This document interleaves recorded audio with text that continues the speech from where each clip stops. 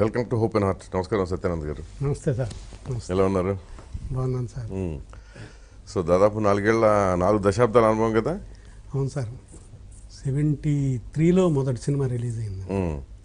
అంటే 40 ఏళ్ళు దాటి 3 ఏళ్ళు అవుతుంది. అదే 4 దశాబ్దాలు దాటిపోయింది.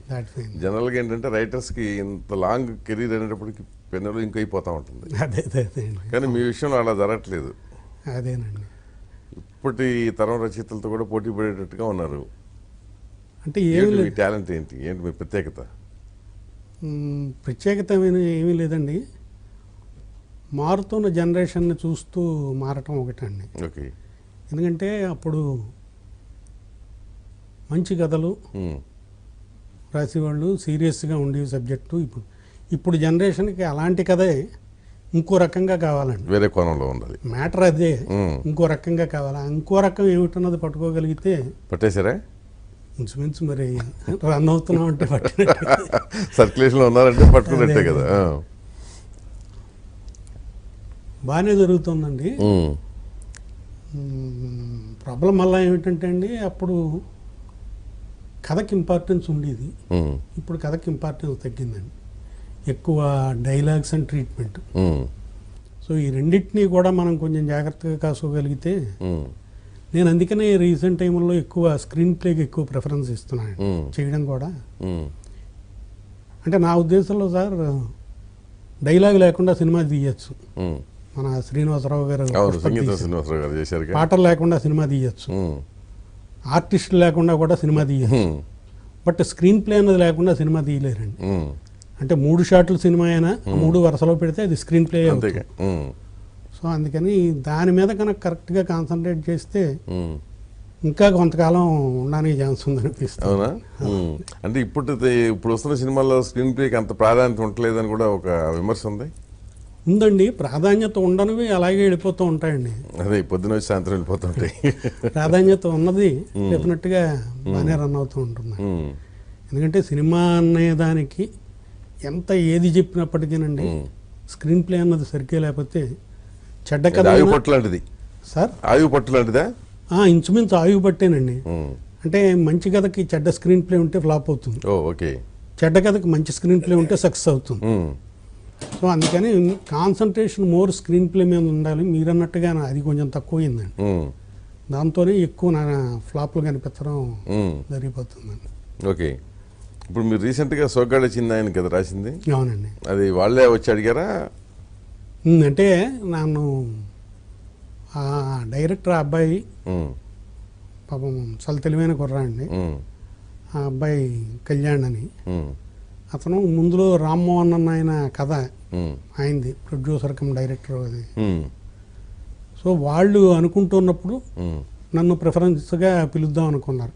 కొంచెం ఎవరైనా ఎక్స్పీరియన్స్ ఉంటే బాగుంటుంది. ఓకే. నాగార్జునకి చెబితే నాగార్జున ఈజ్ వెరీ హ్యాపీ. ఎందుకంటే నాగార్జున మొదటి సినిమా విక్రమ్కి నేనే రాశాను. సో అప్పటి నుంచి ఆయన తెలుసు.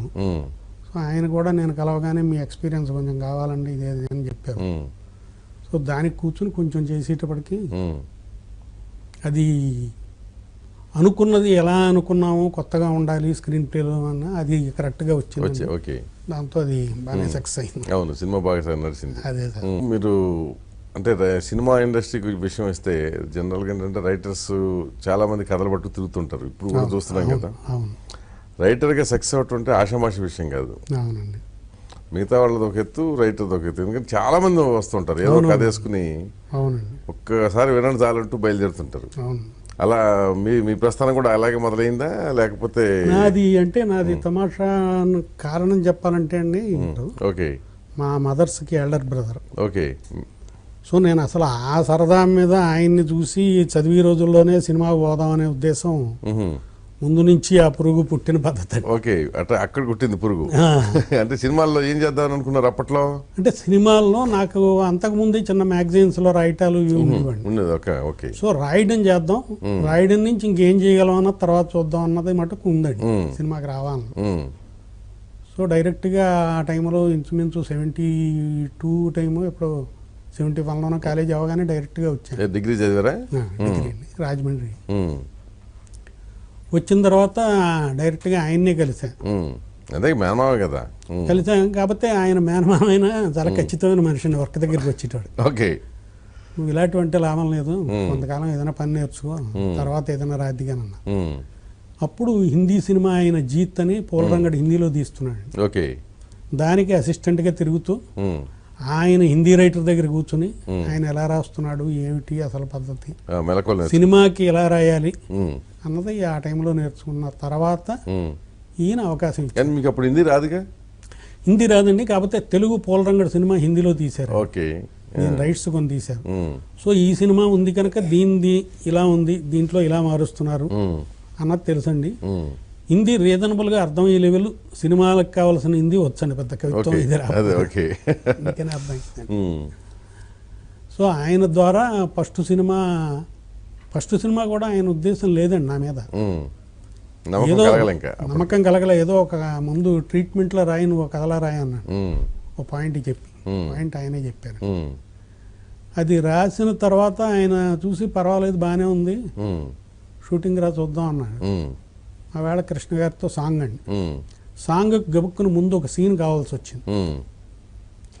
ఇంకా అప్పటికి రైటర్ని ఎవరిని ఫిక్స్ చేయలేదు. ఓకే, సరే ముందు సీన్ రాసి తీసుకురా అంటే ఆ చెట్టు కింద ఎక్కడో కూర్చుని రాసి తీసుకొస్తే కృష్ణ గారు బాగుందన్నారు, ఈయన బాగుందన్నారు.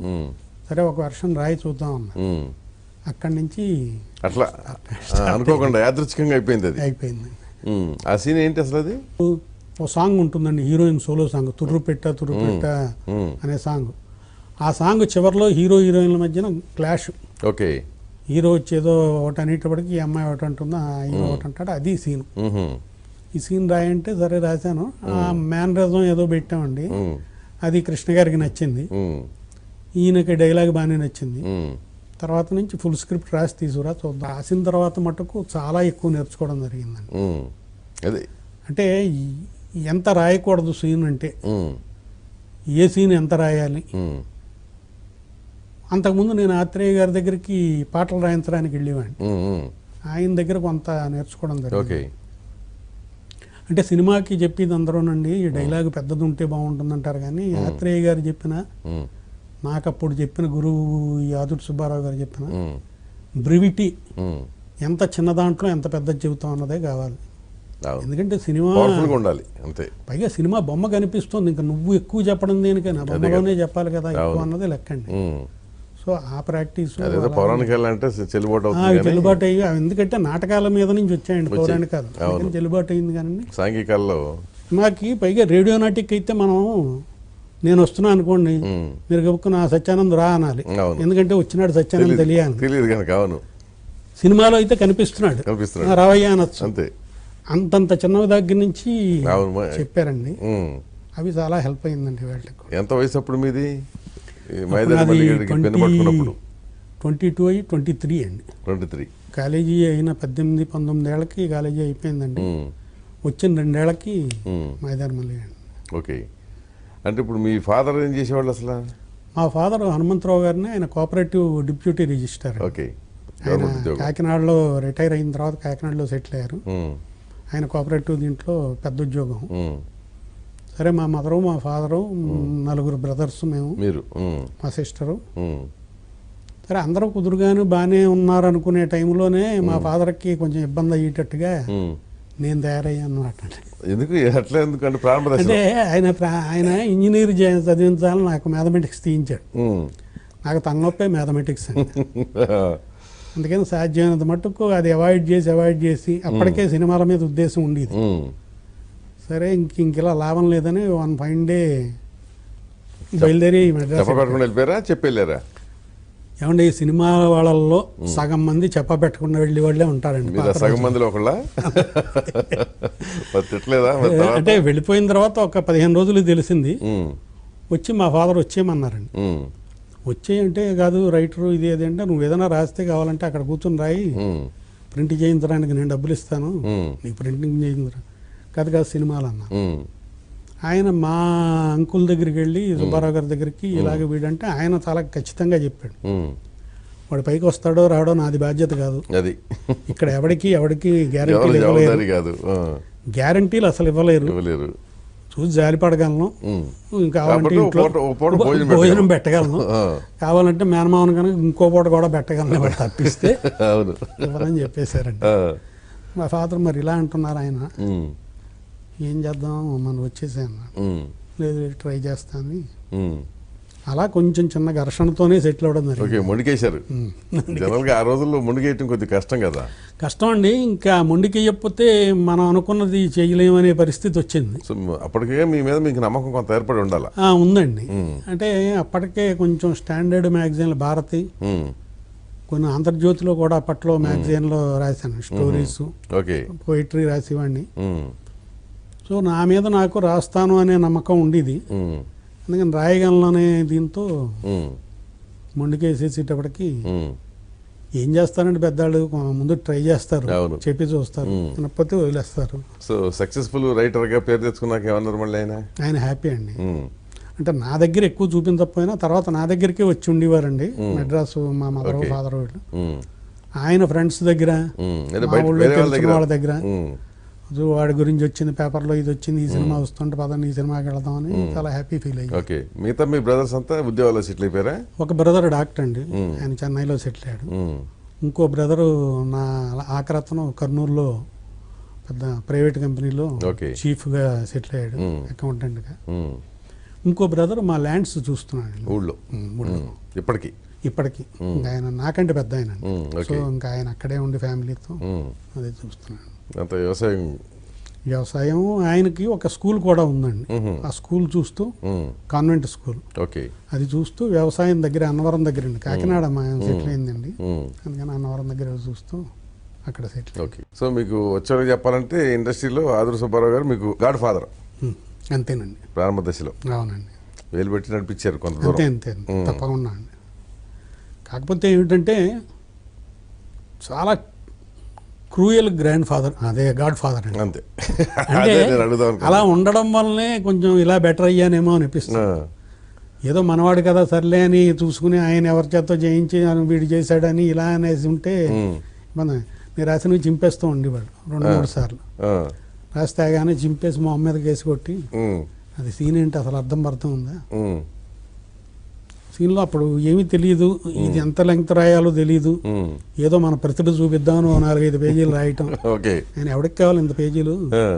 వాళ్ళు నీ మాట్లాడడానికి వచ్చారా, సినిమా చూడండి, నాగేశ్వరరావు గారిని చూడడానికి, నా సావిత్రిని చూడడానికి వస్తారా, చింపేసి మళ్ళీ రాయండి. సో ఇలాంటి ట్రైనింగ్ ఒక రకంగా ట్రైనింగే అండి.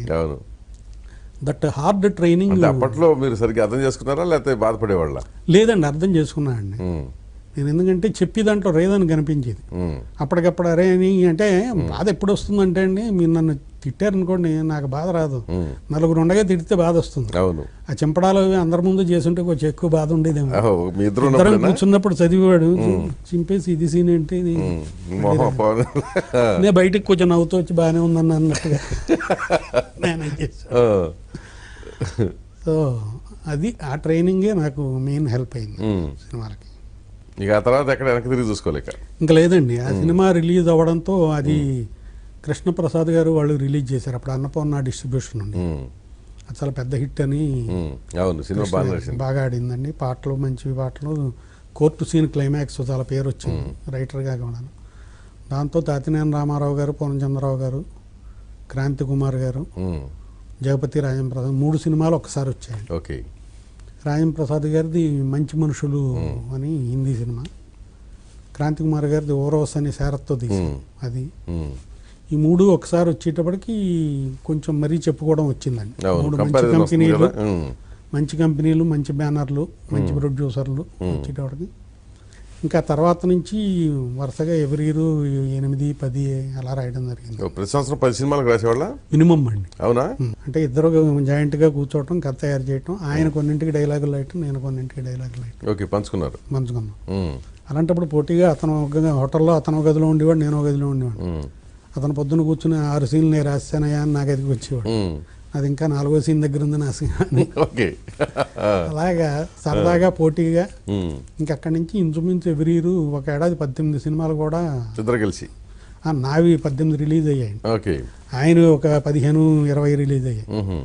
అతను చాలా షార్ట్ టైంలో అతను చాలా ఎక్కువ రాశాడు తను కూడాను. అవును. చాలా తెలివైన స్నేహితుడు అండి, చాలా మంచి మనిషి కూడా. మొదటి సినిమాకి ఎంత ఇచ్చారు పారితోషికం మీకు ఆదిత్య గారు? మొదటి సినిమాకి 7,500 అండి. 7,500 ఇచ్చారా? అప్పట్లో పెద్ద రైటర్లకి 12,000 అండి. నాకు బాగానే ఇచ్చారని అనిపించిందండి. అంటే మొదటి సినిమాకి ఇంకోటి కూడా నాకు అడ్వాంటేజ్ ఏం జరిగిందంటే అండి, ఫస్ట్ రాస్తున్నాను కనుక నాకు అది పెద్ద హెల్ప్ అయిందండి. సెట్లో అసిస్టెంట్గా కూడా పనిచేయడం మొదలెట్టాను. ఓకే. సో సీన్ పుచ్చుకుని నాగభూషణం గారికి, ఇటు కృష్ణ గారికి, మంజులో ఫస్ట్ టైం ఆవిడని ఇంట్రడ్యూస్ చేశాను. ఆవిడకి వీళ్ళందరికీ డైలాగ్ నేను చెప్పడం, వాళ్ళ చేత అనిపించడం, వాళ్ళు అనలేకపోతే ఈయనతో చెప్తే ఈయన అది మార్చేసి ఇలా చేసేయని చెప్పడం, ఇవన్నీ చేసేవాడిని. ఆ సెట్లో పనిచేసి ఎలాంటి డైలాగ్ అనలేకపోయేవాళ్ళు వాళ్ళు? ఎలాంటి డైలాగ్ నోరు తిరక్క అంటే నోరు తిరక్క కాదండి. రైటర్లు ఒక్కొక్కసారి తప్పు ఏం చేస్తూ ఉంటామంటే అండి, కాంపౌండ్ సెంటెన్స్ రాస్తాం లెంగ్తీగాను.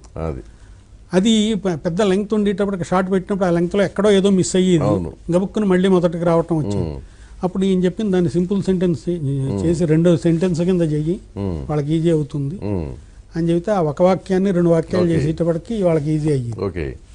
సో ఇవన్నీ సెట్లో నేర్చుకుని అసిస్టెంట్ డైరెక్టర్, ఆ సినిమాకి దానికి అసిస్టెంట్ డైరెక్షన్ కూడా ఉంటుందండి, సత్యానంద్ అని. మీ పేరు ఏమంటుంది? Writer plus assistant director. Writer separate వేశారండి, అసోసియేట్ ఒక ఆయన ఉండేవారు మధు అని, అసిస్టెంట్ కింద మళ్ళీ నేను. సో అప్పుడు నెలకి 150 రూపాయలండి అసిస్టెంట్గా చేసినందుకు. ఇది కాక స్క్రిప్ట్ రాసినందుకు సినిమా అయిపోయిన తర్వాత 7,500 ఫస్ట్ ఇచ్చిన అమౌంట్. ఎలా అనిపించింది? అంత చాలా పెద్ద అమౌంట్ కదా అప్పట్లో. చాలా ఎక్కువ అండి, ఎక్కువ. అందులో అంతవరకు ఏంటంటే ఏమి ఇస్తారో తెలియదు, సినిమా ఇచ్చారు ఇదే చాలా అన్నట్టుగా ఉంటారా ఏంటో. తీసుకుని ఉండేవాళ్ళు మరి? నేను ఇంకో 2 కుర్రాళ్ళు ఫ్రెండ్స్ ఉండేవాళ్ళం అండి రూమ్. ఆ ఫ్రెండ్స్ మేము రాస్తుంటే ఏమిటి జరుగుతుంది, ఇది అసలు సినిమా బయటికి వెళుతుందా, ఆఖరిలో ఏదైనా మళ్ళీ తేడా వస్తుందా ఏంటి ఇలా అనుకునేవాడిని. అలాంటిది అంత అమౌంట్ ఇచ్చేటప్పటికి అలా హ్యాపీ. దాంట్లో 5,000 మా ఇంటికి పంపించాను. మా ఫాదర్కి మదర్కి బట్టలు అవి కొని పంపించేటప్పుడు దే ఫెల్ట్ హ్యాపీ. తర్వాత సినిమా చూసి నలుగురు బాగానే రాశాడు ఇది అది అంటుంటే అప్పుడు మా ఫాదర్ కొంచెం స్థిమితపడి ఉంటారు, స్థిమితపడ్డారు. ఆ కోర్టు సీన్ బాగా పాపులర్ గా మంచి పేరు తెచ్చిపెట్టింది కదా. అవునండి. ఏం 2-3 డైలాగులు చెప్పండి దాంట్లో. అంటే దాంట్లో మంచి క్యారెక్టర్ జయంతి గారు వేశారండి. ఆవిడ ప్రాస్టిట్యూట్. ఆ ప్రాస్టిట్యూట్ని మీదకి ఆవిడ సాక్ష్యం చెప్పడానికి వస్తుంది, కృష్ణ నిర్దోషని. అప్పుడు ఈ ఆపోజిట్ లాయర్ వెళ్ళి కృష్ణరాజు గారు వేశారు లాయర్, ఒక లాయరు రామ్మోహన్ వేశాడు అప్పుడు కృష్ణ గారితో ఉండి. అవును. ఆ కృష్ణరాజు వచ్చి ఈవిడ్ని ఏంటి నువ్వు సాక్ష్యం చెబుతానంటే, నీకేం విలువ ఉందనే, నీకు అమ్ముకునేదానివి నీకు వాల్యూ లేదేమో అంటే, లోకల్లో అమ్ముకోంది ఎవరండి? కొందరు పదవి అమ్ముకుంటారు, కొందరు పరపతి అమ్ముకుంటారు, కొందరు మాట అమ్ముకుంటారు, కొందరు ఓటు అమ్ముకుంటారు. ఎవరైనా కొనేవాడు ఉన్నప్పుడే అమ్మటం అనేది జరుగుతుంది కనుక ముందు కొనేవాడు లేకుండా చేస్తే అమ్మటం అనేది ఉండదు అని చెబుతున్నాను. దానికి పెద్ద ప్లాస్ వచ్చాయి. అవును. సో ఆ టోటల్ కోర్టు సీన్లో కృష్ణ గారు కూడా జడ్జిని సంబోధించడమే గాంధీ గారికి కింద కూర్చున్న పెద్ద ఆయన అని అంటాడు, వెనకాల గాంధీ గారి ఫోటో ఉంటుంది. అలా ప్రతిదీ పంచి అక్కడ బాగా పేలిందండి. కోర్టుకి మంచి పేరు వచ్చిందండి కోర్టు డైలాగులకి. దానివల్ల అసలు ఏం లేదండి, డైలాగులకి ఎప్పుడు కూడా ఏదో ఒక ప్లేస్ ఉంటుందండి, ఓ మంచి సీను, ఓ సిచ్యువేషను, ఆ రోజుల్లో సందర్భం ఉండాలండి, ఓ సెంటిమెంట్ సీను, ఓ కోర్టు సీను. అక్కడ కరెక్ట్గా కనుక డైలాగులు పెడితే డైలాగులు బాగున్నాయని హిట్ అవుతాయి, నాంతా ఉంటాయి. మీకు బాగా పేరు తెచ్చినవి ఎన్ని ఉన్నాయి? బాగానే ఉన్నాయి సార్, అంటే గుర్తులేదు నాకు. రామారావు గారికి జస్టిస్ చౌదరిలో రాశాను, అంటే డైలాగ్ గుర్తులేదు. ఆయన సత్యనారాయణ వచ్చి ఏదో అడుగుతాడు, అప్పుడు న్యాయం నీ అమ్మ కాదు, ఏదో న్యాయం అమ్మకానికి ఉన్న వస్తువు కాదు, ధర్మం దీనికి ఉన్న వస్తువు కాదు అని పవర్ఫుల్ డైలాగ్ చెబుతాడు. అది అయ్యాక పాట వస్తుంది, ధర్మానికి న్యాయానికి సాంగ్ వస్తుంది. రామారావు గారితో ఇంచుమించు 10 సినిమాలు రాశాను, 10 నాకు కొండవీటి సింహం ఇవన్నీ డైలాగ్స్ మంచి పేరు వచ్చింది. మీకు జంజాల గారికి మధ్య చాలా కాలం సాన్నిధ్యంతో సాగింది కదా, లైక్ అంత కాకపోయినా పరచూరు బ్రదర్స్ అంత కాకపోయినా మీ ఇద్దరు కలిసి బాగానే చేశారు కదా.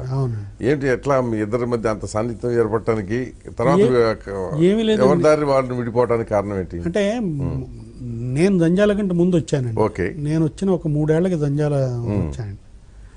ఆయన సినిమా రాఘవేంద్రరావు గారికి నేను చేసేవాడిని అండి జ్యోతి దగ్గర నుంచి. అంటే ఆయన ఫస్ట్ సినిమా బాబు కూడా నేను కొన్ని సీన్స్ రాసి పెట్టాను. ఓకే.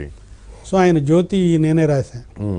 ఆ టైంలో ఆయన సత్యచిత్ర వాళ్ళు పిలిచేటప్పటికి నేనే చేస్తానన్నది అనుకుంటే సత్యచిత్రకి అంతకుముందు జీవన జ్యోతిని విశ్వనాథ్ గారు తీశారు. దానికి జంజాల రైటర్ అండి. అందుకని వాళ్ళు మా రైటర్ ఉన్నాడు, లాస్ట్ సినిమా రాశాడు, ఇది పెద్ద సినిమా, అందుకనే అతను ఉంటాడు అని అన్నాడు. అప్పుడు జంజాలని రామేంద్రరావు వచ్చి ఇలా జంజాల చేస్తాడు, మనం ఎలాగే దుక్కుపాటి మధుసూదన్ రావు గారిది ప్రేమలేఖలు ఉంది, అది నేను చేస్తున్నా, నువ్వు ఇది చేస్తున్నావు కదా, కథ అందరూ కూర్చుంటూ ఉందాం అని అడవిరాముడికి కలిసామండి. అప్పుడు అడవిరాముడప్పుడు మాట్లాడుకోవడం, కలవటం, కూర్చోవటం అందరూ కలిసి, అంటే రాఘవేంద్రరావు దగ్గర ఇంచుమించు రైటర్స్ అన్న వాళ్ళు అందరూ కలిసే ఉంటూ ఉన్న పద్ధతి ఇదండి. ఆ టైంలో ఇద్దరి మధ్యన అండర్స్టాండింగ్ అయితేనే, క్లోజ్నెస్ అయితేనే వచ్చింది, డెవలప్ అయింది. తర్వాత అనుకున్నాం కొన్ని రోజులు ఇద్దరం బాంబే, ఢిల్లీ ఫిల్మ్ ఫెస్టివల్స్ కలిసి వెళ్ళేవాళ్ళం. అప్పుడు ఇంచుమించు ఎక్కువ ఢిల్లీలో జరిగేవాడి. అక్కడికి వెళ్ళినప్పుడు మనం ఈ సినిమాలు చూసి ఏదైనా కథ తయారు చేద్దాం, నువ్వోటి నేనోటి ఎందుకు, ఇద్దరు కలిసి ఒక కథ అనుకుని ఇద్దాం. ప్రొడ్యూసర్స్ కూడా ఇద్దరు కొంచెం సక్సెస్ఫుల్గా ఉన్నారు కనుక వాళ్ళు ఇంట్రెస్ట్ చూపిస్తారు అని ఇవ్వడం మొదలెట్టామండి. ఒక 7-8 సినిమాలు ఇచ్చామండి. అది అయిన తర్వాత జంజాలకి డైరెక్షన్ ఇంట్రెస్ట్ వచ్చింది. ఒకరోజు నాతో చెప్పాడు, ఇలా సత్యానంద్ నేను డైరెక్షన్కి వెళ్తున్నానండి, నాకు ఇలాగ ఒకళ్ళు సపోర్ట్ ఉంది, ముద్దమందారం అని ఆ కథకి నేను కూర్చున్నా అండి. అతను చాలా కష్టపడి దానికి మ్యూజిక్ అవన్నీ చేయించుకున్నాడు. అది ఎప్పుడైతే అతను డైరెక్షన్కి వెళ్ళాడో మేము ఇంకా ఈ విడిపోవాల్సి వచ్చింది, రైటర్స్గా విడిపోయాం. ఇంకా అతను డైరెక్షన్లోనే కంటిన్యూ అయిపోయాడు, రైటర్గా కంటిన్యూ అయిపోయాడు. అంటే ఆ తరంలో కాదు, ఈ తరంలో కూడా రైటర్లు అందరూ డైరెక్టర్లు అవుతున్నారు కదా. అవునండి. ఆయన మీ సహచరుడిగా ఉన్న అతను కూడా అయ్యాడు కదా, మీరెందుకు కాలేకపోయారు? నేను కాలేకపోయా అన్నదే అందరికీ తెలుసు కానండి. ఒకటి అయ్యాను, అదే ఫెయిల్ అయ్యాను. దాంతో ఒక సినిమాకి చేశారా? ఒక సినిమా చేశానండి. అంటే మిద్దె రామారావు తీశారండి, ఝాన్సీ రాణి అని. అది తప్పు జరిగిందన్నది నాకు తెలుసు. రాజేంద్ర ప్రసాద్ను భానుప్రియ అండి. తర్వాత అమ్మాయిలు మీద కూడా ముచ్చర్ల అరుణ, పూర్ణిమ, ఇలా ఒక 5-6 అమ్మాయిలు కాస్టింగ్ బాగానే ఉన్నారు. సబ్జెక్ట్ ఏమో మల్లాది వెంకటకృష్ణమూర్తి మిస్టర్ వి అండి. అది పొరపాటు ఏం చేసామంటే రాజేంద్ర ప్రసాద్కి అప్పుడే లేడీస్ టైలర్ రిలీజ్ అయ్యి విపరీతమైన కామెడీ ఎంటర్టైనర్ కింద వచ్చింది. దీంట్లో ఏంటంటే అమ్మాయిలను చంపేసి కిల్లర్ క్యారెక్టర్. రాజేంద్ర ప్రసాద్ అనేటప్పటికి అంతకుముందు లేడీస్ టైలర్ దృష్టితో చూసిన వాళ్ళు మొదటి రోజే ఏంటి రాజేంద్ర ప్రసాద్ ఏంటి, మర్డర్లు ఏంటి, సీరియస్ ఏంటి తీయడం కష్టపడి తీసి బాగానే జరిగిందండి. సినిమా బాగుందన్నారు కానీ ఇతను కాకుండా వేరే ఇంకోళ్ళు ఎవరైనా ఆ రోజుల్లో సుమన్ కానీ ఇంకోళ్ళు కానీ వేసి ఉంటే బాగుండేదేమో. తను వేయడంతో తన మీద మంచి ఎంటర్టైనర్, అప్పటికే రాజేంద్ర ప్రసాద్ ఎంటర్టైన్మెంట్ ఫేమస్ అయ్యాడు, కామెడీ హీరోగా. అందుకని వచ్చే వాళ్ళందరూ కామెడీ ఎక్స్పెక్ట్ చేసి వచ్చారు. దాంతో కిల్లింగ్, కోర్టు, కిల్లరు, ఇది అది అనేటప్పటికి ఆఖరికి అతను కోర్టులో షూట్ చేసేస్తుంది అమ్మాయి. అవన్నీ నచ్చలేదు, జనానికి నచ్చల. దాంతో ఇక వద్దనుకున్నారు మీరు కూడా. ఇంకా అక్కడి నుంచి తర్వాత అప్పటికే 2-3 చేయమన్నారండి. సరే ఎందుకు ఇప్పుడు ఈ తిప్పలు పడడం, ఇది సుఖంగా జరుగుతుంది కదా. రైటర్లు చాలా మంది డైరెక్టర్లు అయిన తర్వాత సక్సెస్ అయ్యారు, బాగా చాలా సక్సెస్ అయ్యారు. ఇప్పుడు ఏంటండి దాసరి గారి దగ్గర నుంచి సక్సెస్ అయ్యారు. ఆ రోజుల్లో దాసరి గారు పెద్ద సక్సెస్ అని చెప్పుకోవాలి. తర్వాత అండి పేరు రాకపోయినా అందరు డైరెక్టర్లకి ఇంచుమించు అప్పుడు రైటింగ్ టాలెంట్ ఉండేదండి. విశ్వనాథ్ గారు కానీ, నేను చెప్పిన ఆదుర్ సుబ్బారావు కానీ, ప్రత్యేగాత్మ గారికి నేను చేశానండి. ఆయన స్టోరీ ఇదంతా రాసేవారు. ప్రకాశ్రావు గారు, అందరికీ రైటింగ్ టాలెంట్ ఉండేది, నటనలో కూడా అనుభవం ఉండేదండి. సీన్లు కూడా చేసి చూపించేవారండి. అందుకని మీరు ఆ ప్రయత్నాన్ని ఇంకా ఆ తర్వాత ప్రయత్నం చేద్దామని అనిపించేది ఎప్పటికప్పుడు. జంజాల మానేసి ఈ టైంకి పరుచూరు వాళ్ళు రావడానికి మధ్య గ్యాప్లో చాలా సినిమాలు నేను చేయాల్సి వచ్చింది. అప్పుడే 18-20 ఇయర్లో జరిగేవండి. ఇన్ని పెట్టుకుని ఇప్పుడు ఇంచుమించు అలా ఉండేదండి. తర్వాత బ్రదర్స్ ముందడుగు ఏదో వచ్చిందండి వాళ్ళది. ఆ వచ్చిన దగ్గర నుంచి వాళ్ళు నేను కలిసి షేర్ చేసుకున్నట్టుగా కొత్తగా ఎంట్రీ కదా, కొత్త ఎంట్రీ అండి. సో అన్ని ఉండేటప్పటికి ఇంకా మళ్ళీ వదిలేసి దీనికి వెళ్ళడం ఎందుకు అన్నట్టుగా అలా జరిగిపోయింది. ఇంకా ఇంట్రెస్ట్ లేకపోయిన తర్వాత. సో రైటర్స్ మధ్య కూడా జనరల్గా అసూయలు ఉంటాయి కదా. అంటే ఉంటాయని వింటాను కానీ నాకు పర్సనల్గా ఇంచుమించు అందరూ ఫ్రెండ్స్గా ఉండేవారండి. సత్యమూర్తి గారితో నేను సత్యమూర్తి కలిసి చేశాను. అంటే అతని కథ, నేను డైలాగులు. దేవత కథ అతను, డైలాగులు నేను. కిరాయి కోటిగాడి కథ అతను, డైలాగులు నేను. ఇలాగ ఇద్దరం కలిసి చేసాం. జంజాలతో చేసాం. పరుచూరి బ్రదర్స్ నేను స్టోరీ, పరుచూరి బ్రదర్స్ డైలాగులు, స్క్రీన్ ప్లే నేను. ఇలాగ నాకు అందరితో చేయడంతో అందరితోనూ ఫ్రెండ్లీగానే అయిపోయిందండి. ఎవరితోనూ పెద్ద ఇబ్బంది జరగలేదు. ఏమీ అంటే నా ఉద్దేశం జల్సీ కూడా మనం ఫెయిల్యూర్ అయినప్పుడు జల్సీ పుడుతుందేమో అనిపిస్తుంది. మనకి బాగానే ఉన్నప్పుడు అంత అనిపించదు. ఎవరి మీద ఫెయిల్యూర్ అయితేనే ఉక్రోషం వస్తుంది మనకి. ఆ ఉక్రోషంతో అవతల జల్సీ పుడుతుంది. సో అందరితోనూ బాగానే సాగిందండి. నా వరకు నాకు ఈవేళ ఉన్న రైటర్స్తో కూడా అందరితోనూ చాలా స్నేహంగానూ ఫ్రెండ్లీగానే జరిగిపోతుందండి. సో ఎక్కడ వివాదాలు లేవు, సాఫీగా సాగిపోయింది. ఓకే. మీ అంటే ఇప్పుడు రాఘవేంద్రరావు గారిది మీది ఒక రకంగా ఇంచుమించు ఒకసారి స్టార్ట్ అయ్యారు కదా. ఆయన చాలా సాఫ్ట్ సినిమాలతో మొదలుపెట్టారు, జ్యోతి లాంటి కదా. మీరు అలాంటి సాఫ్ట్ సినిమాలకి ఇచ్చారు. ఆయన ఆ తర్వాత చెలరేగిపోయి ఆయనకి అంతా బీభత్స దాంట్లోకి వచ్చేసాడు. అవునండి. మీరు అటు వచ్చేసారు నేచురల్గాను. ఇద్దరం కలిసి నేను ఆయనతో 40 సినిమాలు చేశాను. అంటే ఏమైందంటే అండి, సాఫ్ట్ చేసాం. జ్యోతి, ఆమె కథ, కల్పన, ఇలా వరుసగా చేసాం. బాగున్నాయి అనేవారు, బొదం తట్టేవారు, భలే రాసావనో లేకపోతే భలే చేసావనో అనేవారు. ఏమీ సుఖంగా అనిపించేది కాదు. యావరేజ్గా ఉండేది కాదు. గట్టిగా ఒక కారు కొనుక్కోవడానికి డబ్బులు లేని పరిస్థితి, ఆటో పిలుచుకోవడానికి అలా ఉండేదండి పరిస్థితి ఆ రోజుల్లో. ఎప్పుడైతే కమర్షియల్ సినిమా అనేది ఒక రూపం వచ్చిందో, అందులో రాఘవేంద్రరావు అడగరావుడితో బ్రేక్ చేశాడు. రామారావు గారి ఇమేజ్ మార్చేసి చూపించాడు. అక్కడి నుంచి ఈ అందరూ చెప్పుకోవాలంటే పెద్ద సినిమాలే ముఖ్యం. జ్యోతి ఉందండి, మీలాగా ఎడ్యుకేటెడ్ ఇంకోళ్ళు బాగుందంటారు. విలేజ్కి వెళ్ళేటప్పటికి జ్యోతి చెప్పుకోరు, అడవిరాముడే చెప్పుకుంటారు. ఆ పాటలే పాడుకుంటాం. సో అన్ని మూలలకి వెళ్ళాలి సినిమా అంటే, అలాంటి సినిమాలే కరెక్ట్ అన్నది ఎప్పుడైతే వచ్చిందో అటుకేసి మొత్తం లాభం లైన్ మార్చేశారు. ఇక అప్పటి నుంచి అట్లా వెనక్కి తిరిగి అదే లైన్ లో ఉన్నారు కదా. ఇంచుమించు అదే అండి. మళ్ళీ కొంచెం చిన్నది తీద్దాం అనుకున్నది పెళ్లి సందడి అండి. మేము తీసింది, నేను ఆయన కలిపి చేసింది. అంటే కొత్త వాళ్ళతో తీద్దామని నేను రోజు కథ చెప్పాను. చాలా బాగుంది, ఇది కొత్త వాళ్ళతో తీద్దాం, చిన్నాళ్ళతోనూ. సరే అన్న. తర్వాత ఒకరోజు ఆగి ప్రొడ్యూసర్ ఒకటి కాదు, డిస్ట్రిబ్యూటర్లు నేను 4 పెట్టి చేద్దాం, ఎంత వస్తుందో డబ్బు తెలుస్తుంది అని చేసేటప్పటికి అదే చిన్న సినిమా అండి ఇంచుమించు. తర్వాత చేసిన వాటిలో ఇంకా అన్నీ పెద్ద సినిమాలు చేయటమే జరిగింది. ఇప్పుడు మీరు కథ రాసేటప్పుడు కానీ డైలాగులు రాసేటప్పుడు కానీ ఒంటరితనాన్ని కోరుకుంటారా, లేకపోతే ఏమన్నా ఒక రకమైన ప్రత్యేక వాతావరణాన్ని కోరుకుంటుంటారా? ప్రత్యేక వాతావరణం అక్కర్లేదండి, మన డిస్టర్బెన్స్ లేకుండా ఉంటే అంతే చాలనిపిస్తుంది. ఒకళ్ళం ఇప్పుడు అన్నింట్లోకి చాలా టార్చర్ పని ఏమిటంటే అండి రైటింగ్ అండి, సినిమాల వరకు. ఎందుకంటే మిగతా దానికి ఎవరో ఒకళ్ళు ఉంటారు, కెమెరాకి అసిస్టెంట్లు వాళ్ళు ఉంటారు, ఎడిటింగ్ అసిస్టెంట్లు వాళ్ళు చుట్టుపక్కల ఉంటారు, షూటింగ్లో డైరెక్టర్కి 10 మంది ఉంటారు. రైటర్ రాయాలంటే వాడు ఒకడు కూర్చుని రాయాలి, వాడికి ఇంకోటి ఉండదు. అంతే కదా. అది రాత్రి కూర్చొని రాస్తాడో పొద్దున కూర్చొని రాస్తాడో. ఒంటరి ప్రొఫెషన్ ఏదైనా ఉందంటే రైటింగే అండి. సో ఆ రైటింగ్ చేసేటప్పుడు మనకి ఇంకా డిస్టర్బెన్స్ లేకుండా రాత్రి వీలైన వాళ్ళు రాత్రి, పొద్దున వీలైన వాళ్ళు పొద్దున రాస్తూ ఉంటారు. ఆ రాసింది చదివిన తర్వాత మళ్ళీ మార్పులు కావాలంటే మళ్ళీ అప్పుడు డిస్కషన్ ఉంటుందండి. ఒక వెర్షన్ మటుకు మనం ఒకళ్ళని కూర్చొని రాయక తప్పదు. దానికి హోటల్లో కూర్చున్నాం లేకపోతే ఇక్కడ కూర్చున్నాం, ఇవి కూర్చుని సరదా కంటే ఏ ప్రొడ్యూసర్ మటుకు ఆ ప్రొడ్యూసర్ వీడు మనకి రాయాలి ఈ 10 రోజులు రాయవయ్యా అంటే నేను ఇంటి దగ్గర కూర్చుని ఆయన రాస్తున్నాను, మీది రాస్తున్నాను, ఇంకోటిది రాస్తున్నాను, తెలియదు అవతల. అందుకని ఆ ప్రొడ్యూసర్ నేను డబ్బులు పెట్టి రూమ్ తీసాను, ఇదిగో నా అసిస్టెంట్ ఒకరిని గుమ్మం దగ్గర కూర్చోబెట్టాను, కాఫీ కావాలంటే వాడే తెస్తాడు. ఇంకో ప్రొడ్యూసర్ వచ్చాయంటే వాడు నాకు ఫోన్ చేసి చెబుతాడు. అలాంటి పద్ధతుల్లో అసలు ఈ రూమ్లోనే స్టార్ట్ అయ్యాయి. దాంతో మనం ఏంటంటే ఈ ప్రొడ్యూసర్కి ఈ రూము, అందుకని అప్పట్లో 4 రాస్తుంటే 4 గదులు ఉండేవండి. పాంగ్రో హోటల్లో 4 రూములు, నేను కింద ఒక కాటేజీ. ఆత్రేయ గారు 4 కాటేజీలు ఉండేవండి. ఆయన పాటలు రాసేవాడు.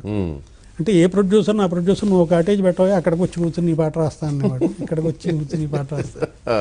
ఇది వేస్ట్ కదా. వేస్ట్ అండి. కాకపోతే వాళ్ళకి ఏంటంటే మా పని జరగాలంటే ఇప్పుడు వాళ్ళ గదిలో పని జరుగుతుంటే ఆ ప్రొడ్యూసర్ వస్తే నాది పక్కన పారేస్తారు, అది నాకు కొన్ని గంటలు ఇక్కడికి వచ్చి కూర్చొని అది రాయాలి అది అని 3 గంటలో 5 గంటలో వీళ్ళ దానికి రాయాలని వాళ్ళు గది పెట్టి కూర్చుంటారు. అలాగే అక్కడ స్టార్ట్ అయిందండి. ఇప్పుడు అంత లేదండి, ఎందుకంటే రైటర్లు డైరెక్టర్లు ఎవరమ్మటికి వాళ్ళు ఆఫీసులు వాళ్ళే పెట్టుకుంటున్నారు కనుక ఆ రూములు ఇవి ఇదివరకు మీద తగ్గిందండి. మీరు బాగా వేదన పడిన సంఘటనలు ఏమైనా ఉన్నాయా ఇది సన్నివేశాలు రాయడానికి కానీ లేకపోతే డైలాగులకు కానీ? అంటే ఫస్ట్ సినిమా ఒక రకంగా కష్టపడ్డదండి, ఎందుకంటే ఫస్ట్ది ఎవరికైనా కష్టమే అవుతుంది. తర్వాత వచ్చేటప్పుడు రామారావు గారి సినిమాలు నాగేశ్వరరావు గారి సినిమాలు అంటే కొంచెం ఎక్కువ ఇది ఉండేదండి. ఎందుకంటే మేము చేసే టైంకి రామారావు గారు ఏమిటంటే డ్యూయల్ రోల్, ఒకటి పెద్ద క్యారెక్టర్, ఒకటేమో యంగ్ క్యారెక్టర్. పెద్ద క్యారెక్టర్ ఏమిటంటే performance dialogue powerful, young character romance శ్రీదేవితో పాటలు ఇలాంటివి వచ్చినప్పుడు ఆ పెద్ద క్యారెక్టర్ని బాగుంది అనిపించుకోవడానికి కొంచెం కష్టం అయ్యేదండి. ఎందుకంటే ఆ స్టాండర్డ్లో ఉండాలి, ఆయన చేయడానికి ఇది ఉండాలి అని కొంచెం అలాంటి 2-3 సినిమాలకి ఆయన సినిమాలకి కొన్ని మ్యాటర్ ఏమీ లేకుండా సీన్లు ఉన్న సినిమాలు ఉంటాయండి. అంటే దాంట్లో విషయం ఏమి ఉండదు, గట్టిగా చూస్తే కథ ఉండదు, బట్ జనాన్ని రంజింపజేయాలి. అప్పుడేంటి సీన్లో ఏదో మాయ చేసి చూడండి, ఒక్కొక్కసారి సినిమా చూసేది మాయ చేసేట ఏమీ లేదు కానీ ఆడేస్తుంది అంటారు, అది చేయాల్సి వచ్చినప్పుడే కష్టం ఎక్కువ అవుతుంది. అలాంటివి కూడా కొన్ని మధ్యలో జరగటం జరిగాయి. ఇప్పుడు ఎన్టీఆర్తో చాలా సినిమాలు చేశారు కదా, 10-12 దాకా చేశాను. ఎలా అనిపించేది ఆయనతో చేయటం? చాలా మంచి ఎక్స్పీరియన్స్ అండి. అంటే ఫస్ట్ మనకే సిగ్గుపడి పద్ధతిలో ఆయన మనకు రెస్పెక్ట్ ఇస్తాడండి రైటర్ అనేటప్పుడు. ఓకే. అంటే ఎందుకో తెలియదు కానీ ఆయనకి కవులన్నా రైటర్లన్నా చాలా రెస్పెక్ట్ అండి ఆయనకి. బికాజ్ వాట్ ఈజ్ రైటింగ్ ఎంత కష్టం అన్నది ఆయనకి తెలుసున్నాం. మన కొండవీటి వెంకట కవికి ఎంత రెస్పెక్ట్ ఇస్తారో, నేనప్పుడు బచ్చా లెక్క నేను వెళ్ళినా రండి కవి గారు కూర్చోండి, బ్రదర్ అండం కూడా ఉండదు ఒకసారి, కవి గారు కూర్చోండి. అందుకని ఇప్పుడు రావేంద్రరావు కూడా ఫోన్ చేస్తే ఏంటి కవి ఏంటి చేస్తున్నావు అంటూ ఉంటాడు, గారు అనకపోయినా చనువు ఆయన కవి గారు కూర్చోండి అని. సీన్ చదివామనుకోండి ఏమీ పాపం అస్సలు ఆ సీన్ తీసుకునేవారు, ఒకసారి మన చదవమనేవారు, తర్వాత ఆయన చదువుకునేవాడు, కళ్ళు మూసుకునేవాడు, అక్కడ షార్ట్ పెట్టేవాళ్ళు ఇంకా తర్వాత కాగితం అలా పెట్టి వచ్చి చెప్పేవాడు, ఏకసంతాగ్రహిలో చెప్పేసేవాడు. సో ఆయన సెట్లో ఉన్నప్పుడు అన్నది చూడ్డానికైనా చేయడానికైనా ఎక్కువ ఇది ఉండేదండి. అలాగే తర్వాత కృష్ణ గారు ఒక ఆయన డైలాగ్ ఎంత పెద్ద డైలాగ్ అయినా సరే ఏముంది ఏది ఎంత డైలాగ్ చెప్పండి అనేవాడు, ఇదండి ఇదండి ఇక్కడ ఇలా కావాలంటే మనం డివైడ్ ఎందుకు మొత్తం చెప్పేద్దాం షార్ట్లో అయిపోతుంది. రావేంద్రరావు నేను రెడీ అనేవాడు, చెప్పేసి పేదలు మాత్రం కదిలిస్తారంట కదా, ఎవరో వెనకాల చెబుతారు తర్వాత. అంటే అప్పుడు హీరోయిన్లు కూడానండి తెలుగు వచ్చిన వాళ్ళు, ఇప్పుడు మేము రాకముందు ఉన్న సావిత్రి గారు, లేకపోతే అంతకుముందు వాళ్ళు, తర్వాత వాణిశ్రీ గారు, తర్వాత జయసుధ జయప్రద, లేకపోతే వీళ్ళు అందరూ తెలుగు వాళ్ళు అవడం వలన వాళ్ళు చెప్పేవారు వీళ్ళు చెప్పేవారు.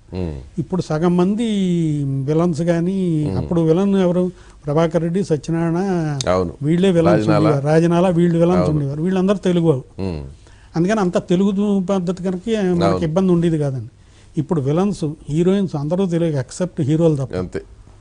దీంతో ఏమవుతుందంటే ఈ డైలాగు మీరు అన్నట్టుగా వెనక నుంచి చెబుతూ ఉంటారు, వీళ్ళు పెదాలు కరెక్ట్గా ఆడిస్తుంటారు, అట్టే శ్రమ పడక్కర్లేదు.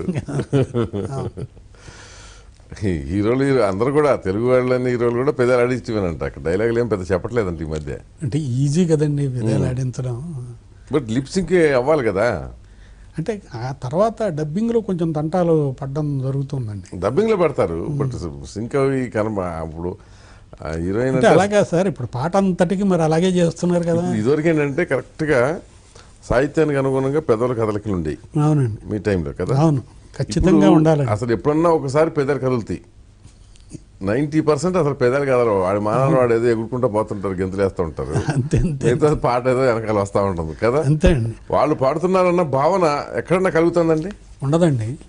ఉండదు. అందులో ఇప్పుడు ఫారెన్ షూటింగ్లు అలవాటు అయిన తర్వాత అండి, ఇదివరకు మీరు ఒక అన్నా చెల్లెల పాట ఒక తీర్థయాత్రలకు బృందావనంలో కాశీ అంటే అక్కడ సెట్లో తీసేవారు గుండె కథలు.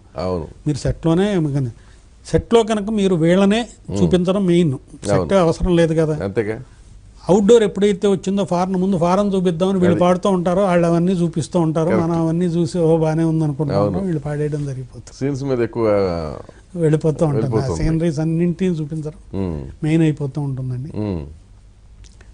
దాంతో కొంతవరకు పాటదారి పాట మాటదారి మాట అన్నట్టుగానే. ఆయన కోపాన్ని ఎప్పుడైనా చూసారు ఎన్టీఆర్ మీరు? లేదండి, నేను నేను వెళ్ళిన టైముల్లో ఎప్పుడు ఆయన కోపం లేదండి. పైగా ఆయన అంటే కంగారు. ఊటీ ఒకసారి షూటింగ్ వెళ్ళామండి, ఆయన సొంత సినిమా సత్యం శివం, నాగేశ్వరరావు గారు, రామారావు గారు, దానికి నేను రైటర్ని. ఓకే. మన వెంకటేశ్వరరావు గారు ప్రొడ్యూసర్, ఆయన అల్లుడు గారు ప్రొడ్యూసర్. ఊటీలో షూటింగ్, అందరూ కేఎస్ ప్రకాష్ అని మన రాఘవేంద్రరావు గారి బ్రదరు, ఆయన కెమెరా. మేమందరం పొద్దున్న 6ంటికి కదా అని అందరూ ఇంకా లేచి మాల్దోమతో బయట తిరుగుతూ ఉన్న పద్ధతి ఉంటే రామారావు గారు మేకప్ వేసుకుని ఆ కార్లో మేము ఉన్న చోటుకు వచ్చేసి దెబ్బకి ఎవరు ఇటోళ్ళు ఇటు పారిపోయేవారు. పారిపోయి 5 minutesలో రెడీ. రాఘవేంద్ర ఒక్కడే కరెక్ట్గా రెడీ అయ్యేవాడిని. మిగతా వాళ్ళు ఇంకా వస్తారు కదా, ఆయన వచ్చిన తర్వాత చూద్దాంలే, లేకపోతే ఇంకా బయలుదేరలేదు, ఫోన్ రావాలి కదా అంటూ ఉండేవారు. ఆయన ఫోన్ లేదు, ఏం లేదు, ఇంకా వచ్చేసి ఇంకా అక్కడి నుంచి అందరూ కంగారు పడి అర్థమైపోయింది. ఆయన కూడా ఈ రాఘవేంద్రరావు యూనిట్ అంటే బాగా లైకింగ్ గానే ఉండేవారు, అందరితోనూ చనువుగాను సరదాగాను ఇదిగాను ఉండేవారు. ఆయన కథ చెప్పడం ఒకటే కొంచెం కష్టం అనిపించేది. తెల్లారుదాం 4:30కి బ్రహ్మముహూర్తం వెళ్ళాలి. పాపం అప్పుడు కూడా చాలా పద్ధతిగా ఆయన వినేవాడు, గౌరవంగా కూర్చుని విని బాగుంది. ఆయన మనుషుల మీద నమ్మకం పెట్టి, అప్పట్లో ఆర్టిస్టులు అండి మనుషుల మీద నమ్మకం. ఇతను డైరెక్టర్ రాఘవేంద్రం ఇంతకుముందు అది బాగానే తీసాడు కనుక ఇది బాగానే తీస్తాడు, వీడు దానికి బాగానే రాశాడు, వీడు దానికి మ్యూజిక్ బాగానే చేశాడు, అలా ఒక నమ్మకంతో ఒకేసారి వినడం అండి, ఇంకా ప్రొసీడ్ అయిపోవడమే. మధ్యలో వేలు పెట్టేవాళ్ళు కదా, పెద్ద వేలు పెట్టేవాడు. నాకు ఇవాళకి గుర్తండి, శోభన్ బాబు గారు ఒక సినిమాకి పక్కన హీరోయిన్ ఉంది, ఆవిడ పేరు అనవసరం కానీ కాతినేని రామారావు గారి షూటింగ్ అండి. ఆవిడేదో జబ్బోయింది. శోభన్ బాబు గారు మనం యాక్ట్ చేయడానికి వచ్చాం, వాళ్ళు తీయడానికి వచ్చారు, వాళ్ళకి దాంట్లో స్పెషాలిటీ ఉంది, మనకి దీంట్లో స్పెషాలిటీ ఉంది కనుక మనం మన పని చేసుకుంటే వాళ్ళు వాళ్ళ పని చేసుకుంటారు, అంతే మంచిది. అలాగా మూసింది, ఎవరి పని వాళ్ళు చేసుకున్నారండి. సో అలాగా ఆర్టిస్టులు కూడా వన్స్ కథ విని దాని మీద కాన్ఫిడెన్స్తో వచ్చేసేవారండి. అంటే నేను అనుకోవడం అండి, ఇప్పుడు గ్యాంబ్లింగ్ కాస్ట్ వైజ్ ఎక్కువైపోయింది. గ్యాంబ్లింగ్ అయిపోయింది. ఇప్పుడు 40 కోట్లు 30 కోట్లు 50 కోట్లు పెట్టి సినిమా తీయాలంటే ఎలా నమ్మడం, ఇంత డబ్బు ఒక నెత్తి మీద పెట్టి డైరెక్టర్ అనేవాడి మీద పెట్టి నమ్మటం కష్టం కదా. అందుకని అందరూ కలిసి కూర్చోవాలి, అందరూ 1కి 10 సార్లు చెయ్యాలి. అందుకనే 4 రైటర్లు లేకపోతే 2 వీళ్ళు 4 వాళ్ళు మొత్తం అందరూ కలిసి హీరోలు కూడా ఇన్వాల్వ్ అయ్యేది. ఎందుకంటే అండి బాధ్యత వాళ్ళది అయిపోతుందండి. ఒక రకంగాను పిక్చర్ పోయింది అనుకోండి, ఫలానా హీరో పిక్చర్ పోయిందిరా అని ముందు అంటారు, ఫలానా రైటర్ పిక్చర్ పోయిందిరా అన్న తర్వాత, ఫలానా మ్యూజిక్ తర్వాత డైరెక్టర్ హీరో. అందుకని ఈవేళ హీరో ఏమిటంటే తన మీద అంత బాధ్యత ఉంది కనుక అతను కూడా ఇన్వాల్వ్ అవటం అనేది ఒక రకంగా అవసరం అయ్యింది, ఇంపార్టెంట్ అయిపోయింది. ఇది వరకు అంత ఇబ్బంది ఉండేది కదా. అంటే అవసరం అయ్యి ఉండొచ్చు, అట్లాంటి వాతావరణం వచ్చి ఉండొచ్చు సార్. ఇందాక శోభన్ బాబు గారు అన్నట్టు దేనాడు దానికి చేయాలి కదా, ఎవరి పని అది చేయాలి, ఎవరి పని వాడు చేయాలండి. ఇప్పుడు యువతల పని చేసే వాళ్ళు కూడా అంత బాగా చేస్తారా అన్నది ఏదైనా డౌట్ ముందే ఎంపిక చేసుకోవాలిగా. అది ప్రయత్నాలు చేస్తూ ఉంటారండి. ఇప్పుడు రైటర్ కంటే మించిన రైటర్ అయితే కాదు కదా హీరో డెఫినెట్గా రైటర్ కంటే మించిన రైటర్ కాదండి. కానీ ఇప్పుడు ఏమవుతుందంటే అండి, కొత్త రైటర్ అనుకోండి, హీరో ఎక్స్పీరియన్స్ ఉన్నవాడు అనుకోండి, కమర్షియల్ సినిమాలు తీసి హీరో చేశాడు అనుకోండి, అతని experience more better than this writer's work. Okay. ఇప్పుడు నేను కొత్తగా వచ్చాను, నేను ఇదేదో చాలా గొప్పది అనుకుంటాను, ఇది ఇంతకు ముందు ఇలా జరిగినప్పుడు ఇలా అయ్యింది, ఇలా జరిగినప్పుడు ఇలా అయ్యిందని అతనికి ఉన్న ఎక్స్పీరియన్స్ వల్ల ఓకే వాళ్ళు బెటర్గా కూడా కొన్నిసార్లు సలహా ఇవ్వగలరు. ఇప్పుడు 50 సినిమాలు చేసో 100 సినిమాలు చేసో బాలకృష్ణ అయితే, నాగార్జున అయినా, లేకపోతే ఇంకోళ్ళైనా, చిరంజీవి, వీళ్ళకి ఏమిటంటే ఈవేళ 5 సినిమాలు చేసిన వీళ్ళంటే పర్లా మీరు అన్నట్టు 100 ప్లస్ ఉన్నాయి. ఏదో 4 సినిమాలు చేసి ఏదో స్టార్ వాల్యూ రాగానే ఊపుకుంటా అంటే ఇలా చెయ్యాలి కావసేమో అని అనుకుని ఉంటూ ఉండొచ్చు అండి. లేకపోతే హీరో అనుకోరు ఉంది.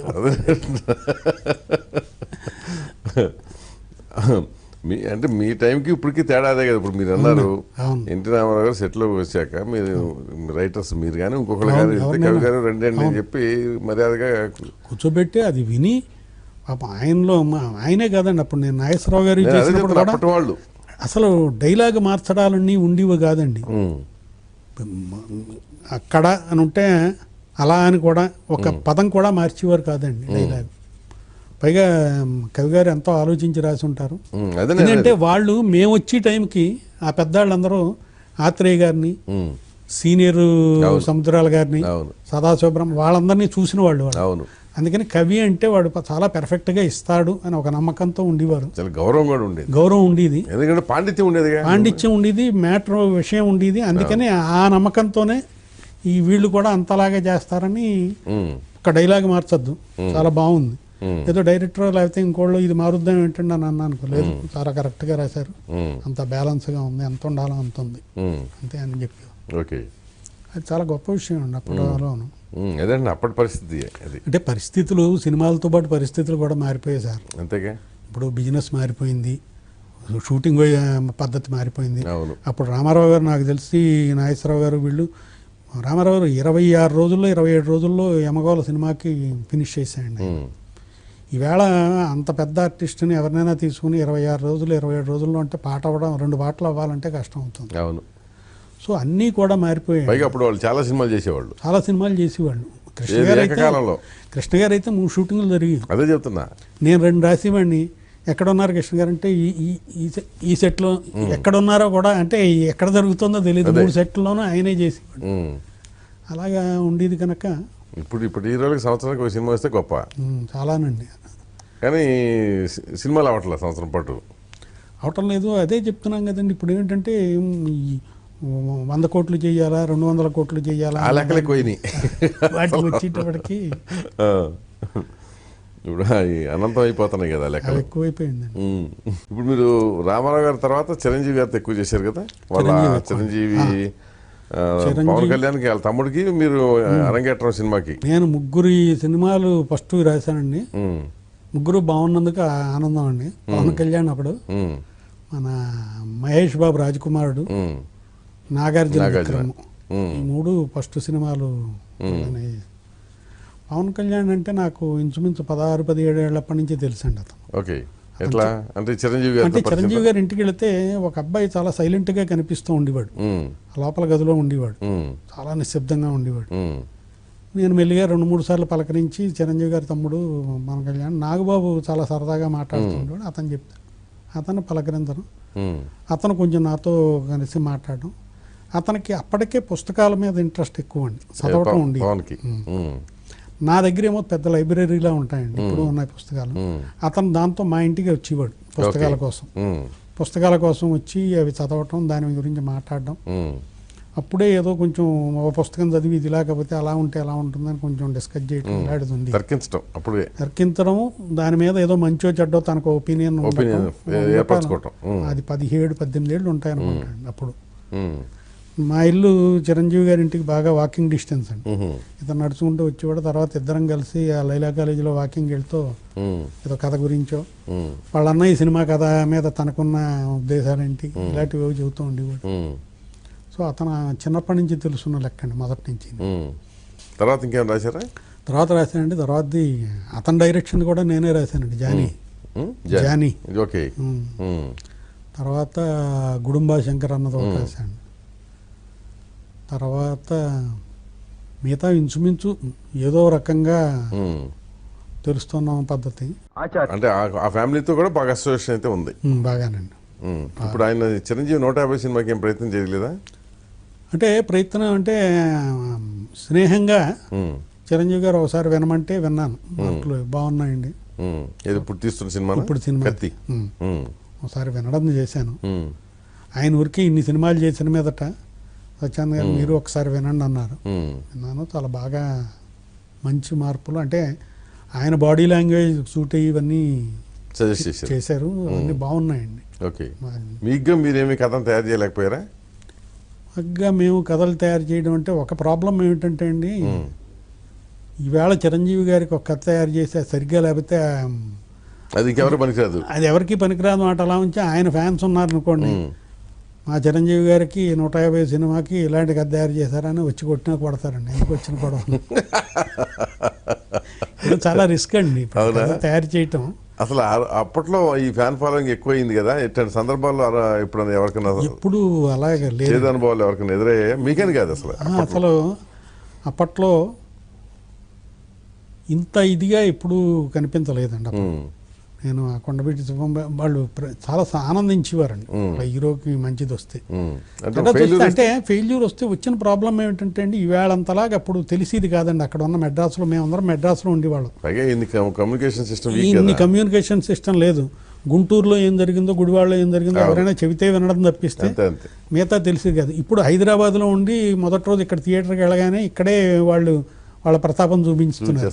అందుకని అప్పట్లో ఉన్న వాళ్ళు ఎవరికి కూడా లిటరల్గా చెప్పాలంటే కొన్ని రిలీజ్ సినిమాలు నేను చూడలేదండి థియేటర్లో.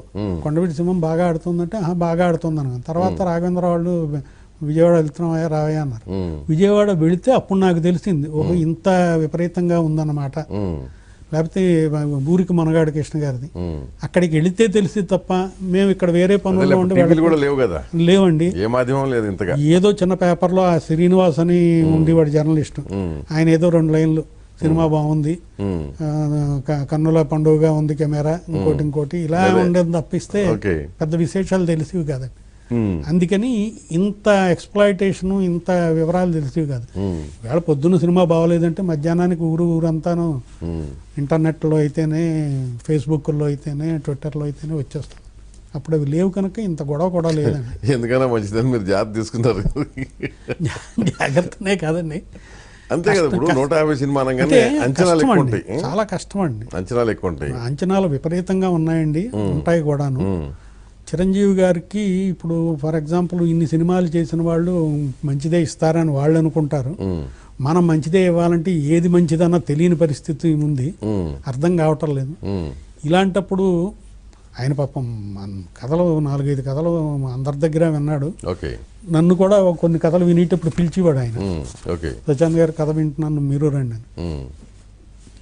ఏదో లోపం కనిపిస్తూ ఉండి ఇదే కదైనా ఇది సూట్ అవ్వదు, ఇంకా ఉన్నంత వరకు ఇదే బెటర్, ఒక రకంగా సేఫ్టీగా ఉంటుంది, గ్యారంటీ ఉంటుంది, దాన్ని బెటర్మెంట్లు చేస్తే పెద్ద రేంజ్ రావచ్చు. సో మీరు కూడా సలహా ఇచ్చారా? నేను సలహా కాదండి, సినిమా విని కథ విని కథ విని అంటే కథ విని కాదండి, వాళ్ళు చేసిన మార్పులు చెప్పారండి నాకు. మన వినాయక్ గారు చాలా బాగా చేశారు అని ఒకటో ఏదో స్పాంటేనియస్గా అనిపించిన కానీ చెప్పాను. కానీ మెయిన్గా ఎక్కువ కష్టపడ్డది డైరెక్టర్ ఆయన వినాయక్ అండి. దానికి చాలా కష్టపడ్డది. ఎందుకంటే అతను ఒక హీరోని అందులో చిరంజీవి లాగా అంత ఇమేజ్ ఉండి కొంతకాలం గ్యాప్ ఇచ్చి వస్తున్న హీరోని మోయడం అంటే చాలా కష్టమైన విషయం.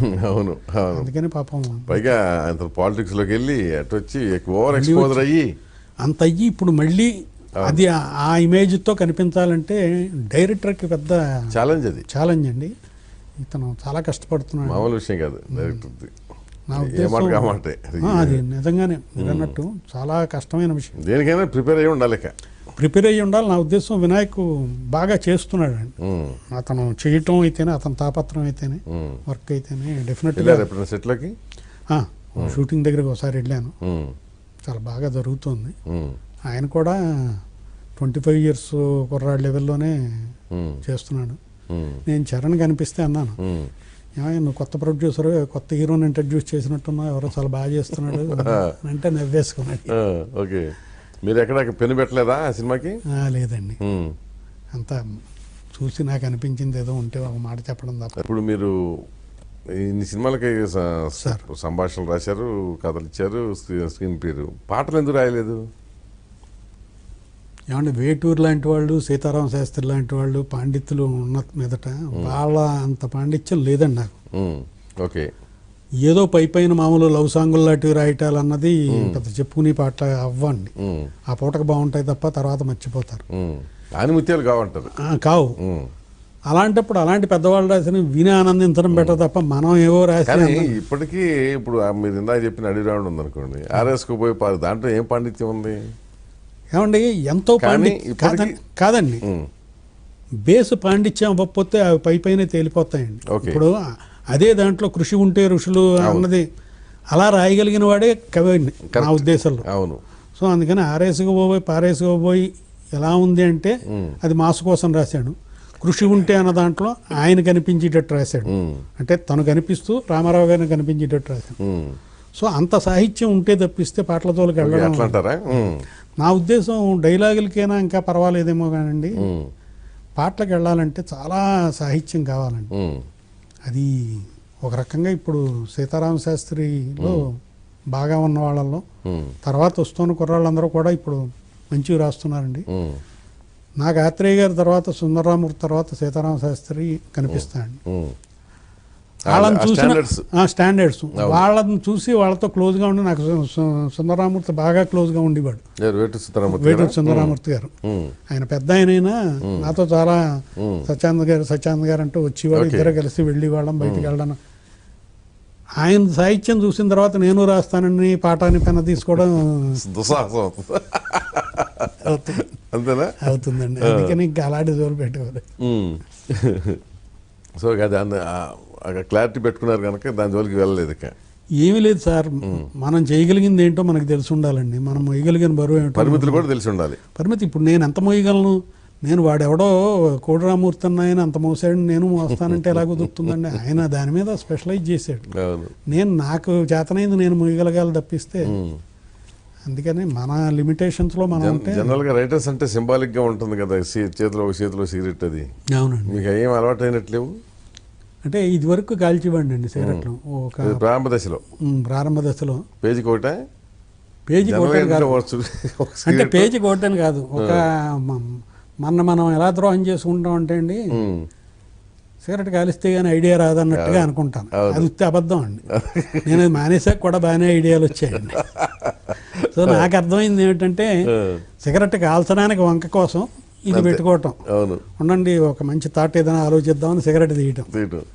అది మానేసిన తర్వాత తెలిసింది థాట్ దానంతటా అది వస్తుంది, సిగరెట్ వలన రాదని. ఎందుకంటే సిగరెట్ వలన వచ్చే మాట అయితే చాలా మంది సిగరెట్లే కాలుస్తూ ఉందరు, థాట్ ఇస్తూ ఉంటారు. కాలుకి అడుగున రైటర్లు తయారయ్యేవాడు. అవును.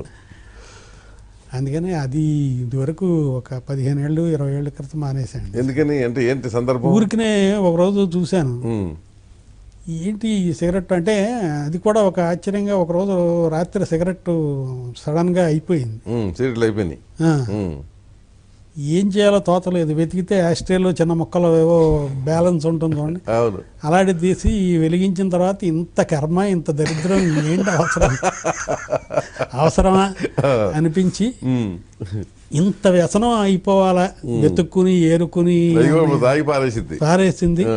వెతుక్కుని ఏరుకుని అంత వ్యసనం మనిషికి అవ్వాల్సిన అవసరం ఉంది, ఇది కట్ చేద్దామని ఆ నిమిషంలో అనుకున్నానండి. ఆ తర్వాత చూస్తే పెట్టిలో 12-18 ఉన్నాయి. అది పెట్టి ఎలా ఇంకోటికి ఇచ్చేసాను. దొరికింది మళ్ళీ పెట్టే ఇది ఎతికిన తర్వాత దొరికింది. ఆ 18 ఉన్న సిగరెట్ పెట్టి అలాగే ఇంకోళ్ళకి ఇచ్చేసాను. అదే లాస్ట్ అండి. ఇంక మళ్ళీ అప్పటి నుంచి ఇప్పటి వరకు దాని గురించి ఆలోచన రాలేక. సో మీకు ఆ పేక ఉపయోగపడింది, ఓ పాఠం నేర్పిందండి. అదే పాఠం. అంటే ఇప్పుడు ఈ అనుభవం మరి కొంతమందికి పనికి వస్తుందిలేండి. అది డెఫినెట్గానండి. అందరూ సిగరెట్ లేకపోతే అదేదో ఆలోచన రాదు. కొంచెం బయట తిరుగుతూ సిగరెట్ కాలుస్తూ ఉంటే అవన్నీ మనం నమ్మించుకోవడం అండి, అలవాట్లు చేసుకోవడానికి. ఒక రకంగా ఆత్మవంచనండి. అది అంటే కొంచెం ఈ క్రియేటివ్ లైన్లో ఉండేవాళ్ళు అది ఎందుకు అట్లా వచ్చింది మొదటి నుంచి. ఇప్పుడు తగ్గిపోయింది. మొదటి నుంచి వచ్చిందంటే తగ్గిపోయిందంటే అది కూడా ఏమీ లేదండి. రాస్తూ ఉంటే ఇంకోటి రాయాలండి. ఈ గ్యాప్ టైంలో ఏదో ఒకటి యాక్టివిటీ ఉండాలి మనిషికి. కరెక్ట్. ఆ యాక్టివిటీ ఏంటంటే పెన్నుతో కాదు, ఎందుకంటే పెన్నుతో ఆగింది. ఇప్పుడు బ్రెయిన్తో ఉండాలి. ఇంకోటి ఏదో చెయ్యాలి. ఏం చేస్తారు? ఆపలేరు, ఇక్కడి నుంచి లేచిపోలేరు. సిగరెట్ కాలిస్తే అది తెలియకుండా ఇది వస్తుంది అన్నట్టుగా అలా ఏదో స్టార్ట్ అయ్యి ఆ పాత రోజుల్లో ఇంచుమించు ప్రతి వాళ్ళు, నేను మహాకవి శ్రీశ్రీ గారి దగ్గర నుంచి కూడా సిగరెట్ అన్నది ఒక అలవాటు, అది ఉంటే బెటర్ అన్నట్టు అనుకున్నారు. కానీ అది కవిత్వం ఇవ్వదండి. అది ఇచ్చి మాట అయితే నాకు శ్రీశ్రీలాగా నేను రాయాలి కదండి, రాయలేకపోతే ఇప్పుడు అంత గొప్పగా మహాప్రస్థానం రాస్తామంటే ఇంకో 10 ప్యాకెట్ ఎక్కువే కలుస్తాయి. ఓకే, మీకు జీవితంలో మంచి ఎదురైన అనుభవాలు ఏంటి చెప్పండి. ఎటువంటి ఎదురైన అంటే ఇతరులు ఇప్పుడు తరం నేర్చుకోవడానికి? ఒకటండి, ఇప్పటి తరం నేర్చుకోవడానికని చెప్పడం మటుకు చెప్పలేమండి. ఎందుకంటే ఇప్పటి తరం దగ్గర నుంచే మనం నేర్చుకోవాల్సినవి కొన్ని కనిపిస్తూ ఉన్నాయి నా ఉద్దేశం. ఓకే, ఎందుకంటే నేను చేస్తున్న వాళ్ళందరూ ఇప్పుడు కుర్రాళ్ళండి. కళ్యాణ్ కానీ, రవిబాబు కానీ, ఇంకోళ్ళు కానీ, వీళ్ళందరూ ఇంటెలిజెంట్. వీళ్ళు ఎలాగ ఆలోచిస్తున్నారు, వీళ్ళు ఎలా చేస్తున్నారు అని వీళ్ళ దగ్గర నుంచి మనం నేర్చుకుంటే మనకి హెల్ప్ అవుతుంది తప్పిస్తే, మన ఎక్స్పీరియన్స్ వలన ఏదైనా వాళ్ళకి హెల్ప్ అయ్యిందను మనం సంతృప్తి పడ్డం తప్పిస్తే, ఒక రకంగా ఎవ్రీ జనరేషన్ నెక్స్ట్ జనరేషన్కి తన ఎక్స్పీరియన్స్ ఇవ్వాలి, వాళ్ళ నుంచి తను కొంత తీసుకోవాలి, మనం కూడా నేర్చుకోవాలి, మనం నేర్చుకోవాలి. నాకు అనుభవాలంటే అన్ని అనుభవాలండి. నేను ఎక్కువ రోజులు గడిపింది రాఘవేంద్రరావు అండి బ్యాచ్ అండి. సో మాకు చాలా రకాల అనుభవాలు, చాలా రకాల నవ్వుకోవడాలు, అల్లరి చేసుకోవటాలు, ఇవన్నీ రకాలుగా ఉండేవి.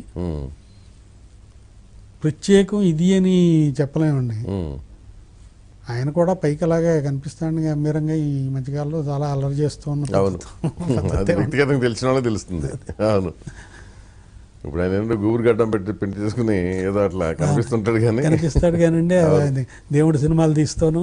అవును, మామూలుగా ఆ సినిమాలు తీసినప్పుడు విని మనిషి బాగా ఎంజాయ్ చేస్తాడు ఒక మంచి మాటకు కానీ, ఒక మంచి పాటకు కానీ. ఆయనలో ఉన్న గొప్ప గుణం, నేను 40 సినిమాలు ఆయనకి రాశానంటే, మంచి డైలాగ్ ఉందంటే ఒక రోజు కాగితం తెచ్చాడు అంటే అది ఒక రకంగా నాకు అనుభవం. అందుకనే నేను జీవితంలో రైటర్కి పాతవేవో కొంచెం తెలిసి ఉండాలన్నది. ఇక్కడ ఏదైనా మంచి డైలాగ్ కావాలి ఆ జ్యోతిలోను, అమ్మాయి అబ్బాయికి ఇద్దరు కలిసి ఉండాలి, నేను వదిలిపోలేను అని అన్నాడు. నాకు గబుక్కుని కాళిదాసు వాగర్ధ వివ సంపృప్తవు వాగర్ధ ప్రతిపత్తే జగత పితరో వందే పార్వతీ పరమేశ్వరం, ఆయన ఫస్ట్ శ్లోకం. అంటే వాక్కు అర్థంలా కలిసి ఉంటాం. నేను వెంటనే మామూలుగా అది ఉద్దేశించి మాటలో అర్థంలా కలిసే ఉంటాం, ఎలా విడిపోతాం, కలిసే పోతాం, అంటే చచ్చిపోవడం కూడా కలిసే పోతాం, అలాగని కలిసిపోతాం అన్నది రెండు అనేటప్పటికి ఆయన డైలాగ్ చూసి చాలా బాగుంది, అద్భుతంగా ఉంది, నాది కాదండి కాళిదాస్ గారిదండి అని చెప్పాను. బట్ ఏంటంటే ఎప్రిషియేట్ చేసే గుణం, అవును, అది చాలా అవసరం అండి. ఈ రోజుల్లో కొంచెం తక్కువ కనిపిస్తుందండి. మీరు ఏదైనా మంచిది చెప్పారనుకోండి, ఇంకోటి ఏదైనా చెప్పు, దాంతో అవతలాడు నేను చెప్పలేకపోతున్నానేమో అందుకని ఇంకోటి అంటున్నాడు అని ఉంటుంది. అది భలే చెప్పావా, బ్రహ్మాండంగా ఉంది, ఇలాంటిదే ఇంకోటి ఏదైనా చెప్పు అంటే వాడికి తెలియని ఉత్సాహం వస్తుంది. కరెక్ట్. అది రాఘవేంద్రరావు గారి దగ్గర నాక్ కదండి. వాళ్ళు నిరుత్సాహపరుస్తున్నారు. ఇప్పుడు వాళ్ళు ఏంటంటే ఏంటి రాయడం అన్నట్టుగా ముందు అంటారు. ఆయన ఏంటంటే దీన్ని పొగుడుతూ భలే జోక్ అయ్యా, భలే బాగుంది, ఇలాగే ఇంకోటి కూడా వేస్తే బెటర్ అనగానే మనం ఇలాంటిది ఇంకోటి కూడా ఆలోచిద్దాం అనే ఉత్సాహం వస్తుంది. ఆ ఉత్సాహం అప్రిసియేషన్ అన్నది అందుకే కదా సార్, మనం ఒక మనిషి బాగా మాట్లాడాడని చప్పట్లు కొట్టడం అనేది అప్రిసియేషన్, అంతే. కంగ్రాచులేషన్ అన్నది అప్రిసియేషన్, ఓ ఫ్లవర్ బుక్ ఇవ్వడం అనేది అప్రిసియేషన్. అది లేకపోవడంతో యువతలాలు డల్ అయిపోవడాలు జరిగిపోతున్నాయండి. లేకపోవడం కాకుండా ఇప్పుడు కొంచెం కించపరుస్తున్నారన్న భావన కూడా ఉంది కదా, అది ఉంటుంది. అది టూ మెనీ రైటర్స్ అయ్యారో ఏమో తెలియదు కానీ ఇంకోటి కూడానండి, టూ మెనీ రైటర్స్ ఇప్పుడు రైటర్స్ అయిపోవడం కూడా ఎక్కువగానే ఉందండి. ఇంచుమించు every director writer, every writer director. ఇది వరకు రాఘవేంద్రరావు రాసుకోగలిగిన, లేకపోతే ప్రత్యేగాత్మ ఆయన రాసుకోగలిగిన, ఆదుర్ సుబ్బారావు అన్న దాన్ని విడిగా పెట్టుకునేవారు. రైటర్ అన్నవాడిని ఒకటి పెట్టాను. మొన్న నేను నాగార్జున గారి సెట్కి వెళ్ళా, రాఘవేంద్రరావు ఏదో షూటింగ్ చేస్తుంటే, అక్కడ ఆయన మళ్ళీ చెబుతున్నాడు. పక్కన నాతో పాటు ఈ కళ్యాణ్ వచ్చాడు, ఈ కుర్రాడు, ఈ అబ్బాయి సోగ్గాడి చిన్న డైరెక్టర్. అప్పట్లో మేము ఇంకో రైటర్ని ఎందుకు పెట్టుకునే వాళ్ళం అయితే, ఒక బ్రెయిన్ కంటే 2 బ్రెయిన్స్ మంచివని. అవును, ఆ రైటర్ ఏదో చెప్పేవాడు, దాంతో నాకు ఇంకోటి రాసుకునేది.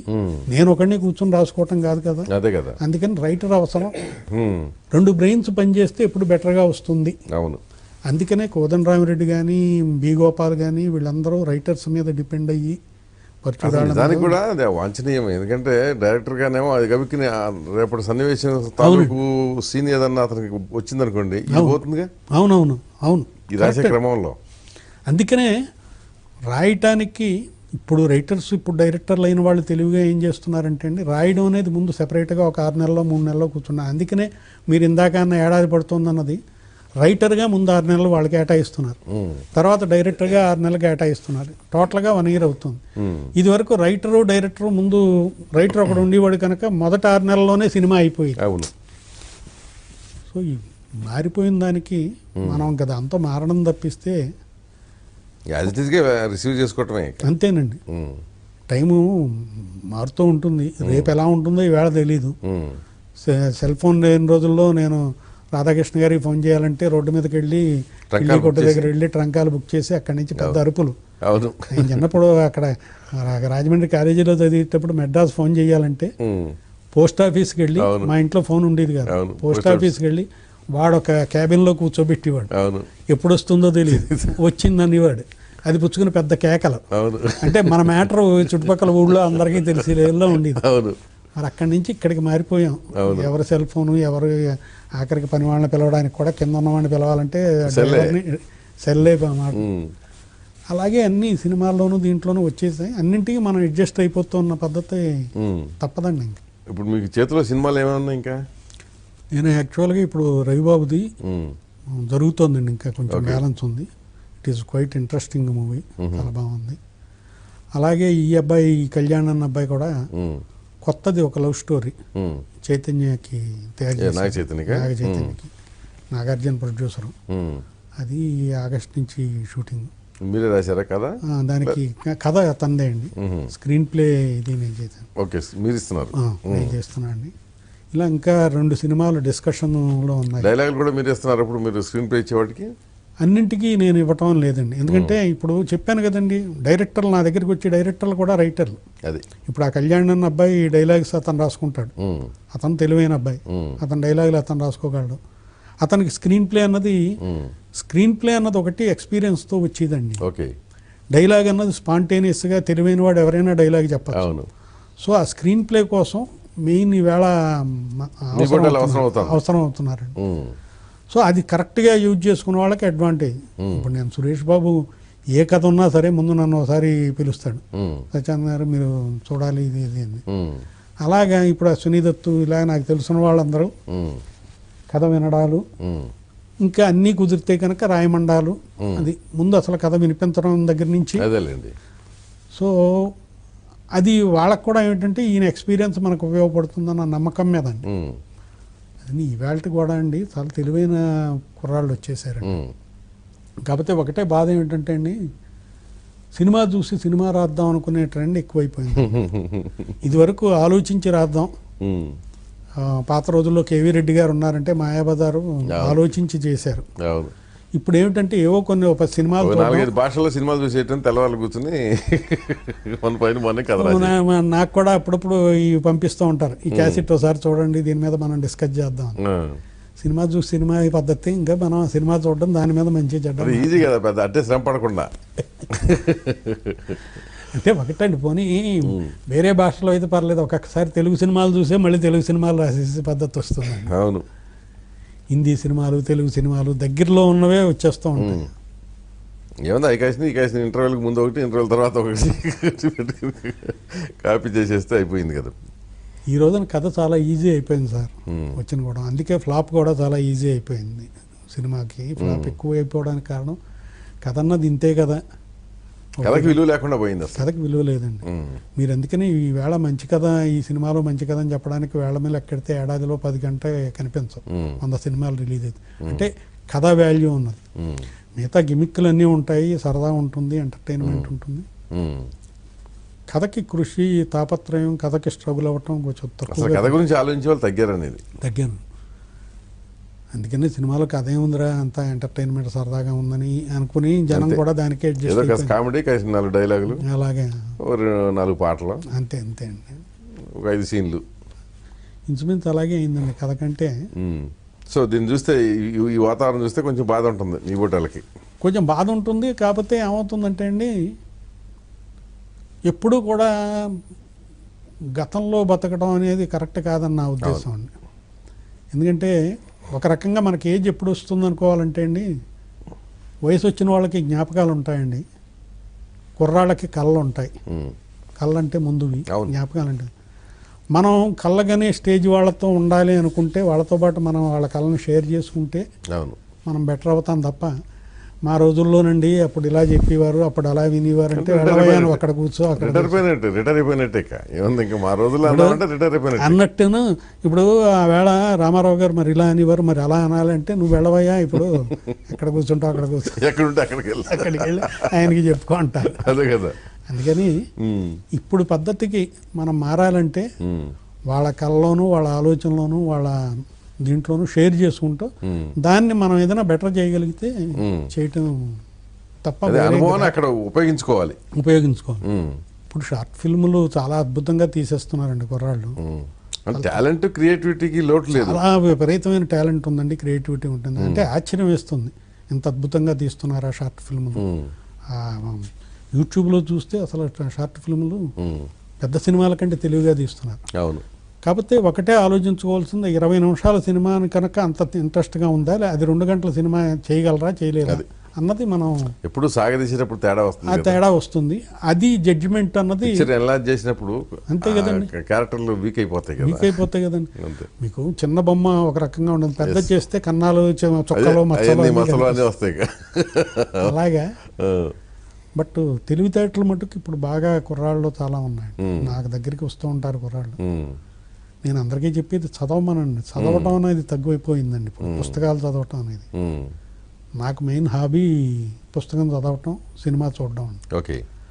అంటే డైలీ ఒక పుస్తకం చదివి 1, 2 వేళ రేపు ఎల్లుంట్లో ఒక పుస్తకం చదవాలి, ఓ సినిమా చూడాలి రోజు సినిమా చూస్తారా? ఏ సినిమాలు? అన్ని లాంగ్వేజ్లు అండి. హిందీ అద్భుతంగా తీసేస్తున్నారండి, కొన్ని చాలా బాగా తీసేస్తున్నా అనిపిస్తుంది. మొన్న ఏదో సెన్సార్ ట్రబుల్ వచ్చింది హిందీది అన్నారు, అదేమిటి చూస్తే దాంట్లో బాగుంది, మంచి పాయింట్. ఉడతా పంజాబ్, పంజాబ్లో జరుగుతున్నది రియాలిటీ తీస్తే సెన్సార్ అన్నారు. ఇప్పుడు అలాంటివన్నీ చూస్తుంటే మనకు కూడా కొంత ఈవేళ లోకం ఇలా ఉంది, ప్రపంచం ఇలా ఉందని తెలుసు. అలాగే సినిమాలు రెగ్యులర్గా చూడడం అండి, చదవటం ఒకటి నా ఉద్దేశంలోనండి రైటర్కి చాలా అవసరమైంది చదవటం అండి. నిరంతరం చదవటం అన్నది, ఎందుకంటే అతని జీవితమే రైటర్ అంటే అతని జీవితం అది. ప్రతి మనిషిలోనూ కథ ఉంటుందండి.